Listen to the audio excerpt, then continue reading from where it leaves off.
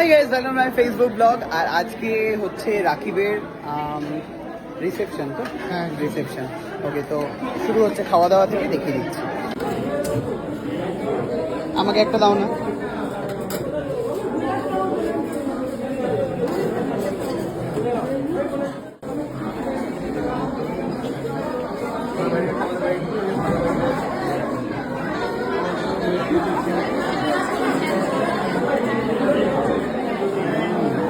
সবকটা খাবার খুব ভালো খেতে।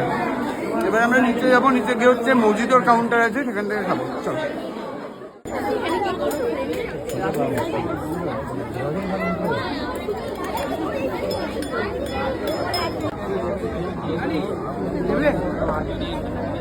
আচ্ছা, মশলা করলে